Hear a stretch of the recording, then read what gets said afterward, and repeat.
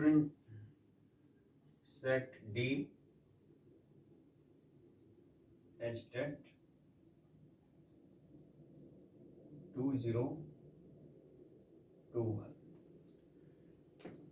तो ये क्वेश्चन जो है ये भी सेट डी HTET 2021 में है। Question number 111। Question is based on nuclear fission.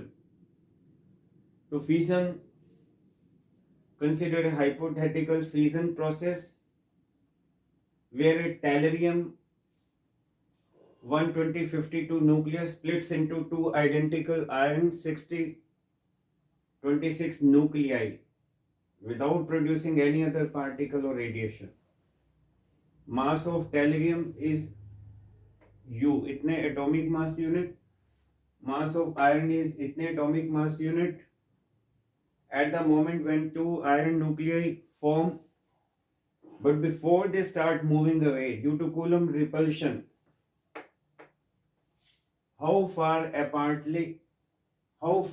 approximately apart are two iron nuclei? Trick ये है कि इसमें Q वैल्यू पहले चेक करिए कि Q वैल्यू पॉजिटिव है या नेगेटिव। हम सब जानते हैं Q वैल्यू पॉजिटिव, इफ अगर किसी न्यूक्लियर रिएक्शन का Q वैल्यू पॉजिटिव आता है तो वो रिएक्शन एक्सोथर्मिक होती है, यानी एनर्जी रिलीज होती है, यानी वो रिएक्शन स्पॉन्टेनियस होता है। और अगर Q वैल्यू नेगेटिव है तो वो रिएक्शन एंडोथर्मिक होता है। Q वैल्यू कैसे निकालते हैं? मैंने ट्रिक किया कि आप बाइंडिंग एनर्जी को इक्वेट कर दीजिए इलेक्ट्रिकल पोटेंशियल एनर्जी के साथ, तो मुझे उम्मीद है कि आंसर आ जाना चाहिए। EPE stand for electrical potential energy which is K time, ये आयरन है, product of charges over distance between them. K आपको पहले भी बताया था, electrostatic force constant which is 1 और 4 पे एप्सिलॉन 0, जिसकी वैल्यू 9 इंटू 10 टू पावर 9। और आयरन का जो एटॉमिक नंबर है 26 है, ऊपर वाला मास नंबर होता है या न्यूक्लियो नंबर होता है।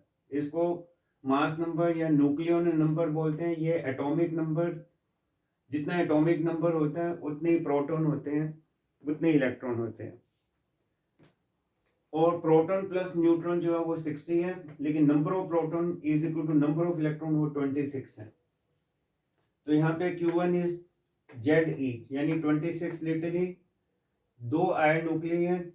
देखिए क्वेश्चन में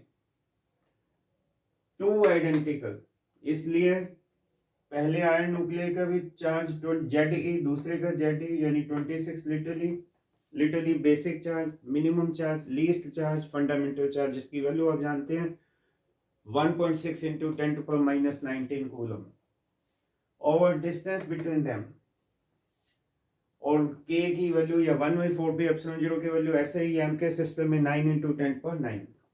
ये तो है इलेक्ट्रिकल पोटेंशियल एनर्जी। और मुझे Q वैल्यू की बात करनी है which is delta M into 931 mega electron. इससे मैंने मल्टीप्लाई किया क्योंकि masses are given to me in terms of U। U stand for AMU।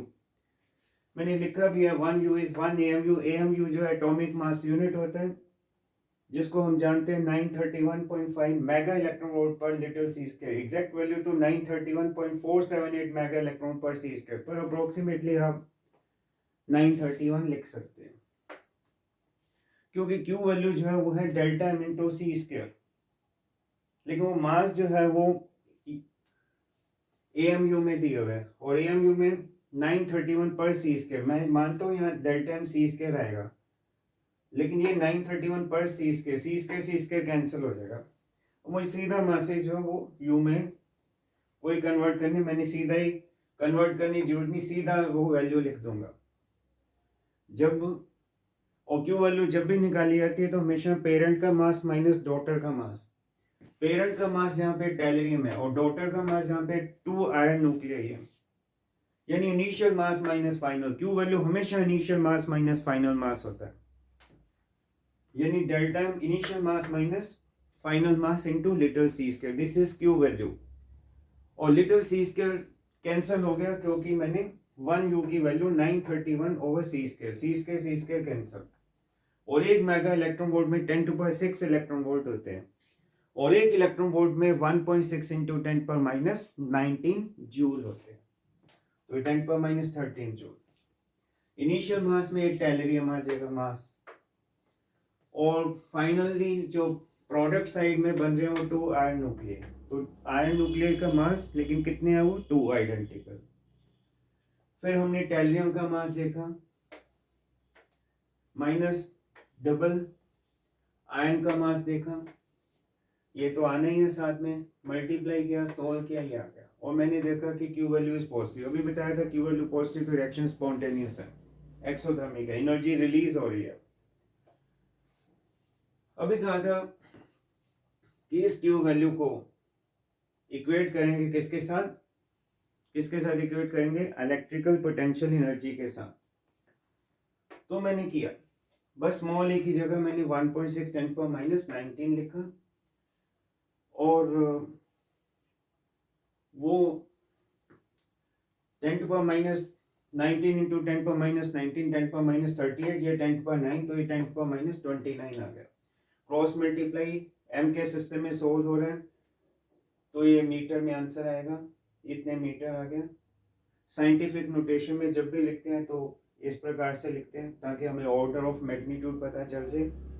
तो ये 10⁻14 metre is order of magnitude, और ये first option is correct option. Lengthy question है, calculation बहुत ही मुश्किल कैलकुलेशन है। और एक क्वेश्चन और आया था that is related with magnetism +2 में, मैग्नेटिक मटेरियल। आपको पता है मैग्नेटिक मटेरियल 5 टाइप के होते हैं, 2 feeble effect, 3 strong effect. Feeble effect में कौन कौन आता है, डाया एंड पैरा। और क्वेश्चन, और स्ट्रॉन्ग इफेक्ट में फेरो, एंटी फेरो एंड फेरी। लेकिन डाया से क्वेश्चन था, हम सब जानते हैं ससेप्टेबिलिटी का दूसरा नाम होता है रेस्पॉन्स फंक्शन, यानी how much system is susceptible to cause. एक intensity of magnetisation is proportional to intensity of magnetising field. Chi जो है that is susceptibility, and we know, आपको याद होना चाहिए केवल एक ही मटेरियल है जिसकी ससेप्टेबिलिटी नेगेटिव होती है, वो diamagnetic. Susceptibility of diamagnetic material is always negative. Paramagnetic की ससेप्टेबिलिटी स्मॉल पॉजिटिव, फेरो की ससेप्टेबिलिटी लार्ज पॉजिटिव, लेकिन डाया की ससेप्टेबिलिटी नेगेटिव है। तो उसमें और भी ऑप्शन थे, मैंने फिर वही ऑप्शन लिखा जो करेक्ट था। एक और प्रॉपर्टी है डायमैग्नेटिक की, कि डायमैग्नेटिक मटेरियल की जो ससेप्टेबिलिटी है that is independent of temperature. So answer ये आना था negative and practically independent of temperature. बाकी जो 3 ऑप्शन रॉन्ग थे वो मैंने मार्क नहीं किया। तो ये सिंपल क्वेश्चन था 117, susceptibility of diamagnetic. Please remember, always negative and independent of temperature. Thank you.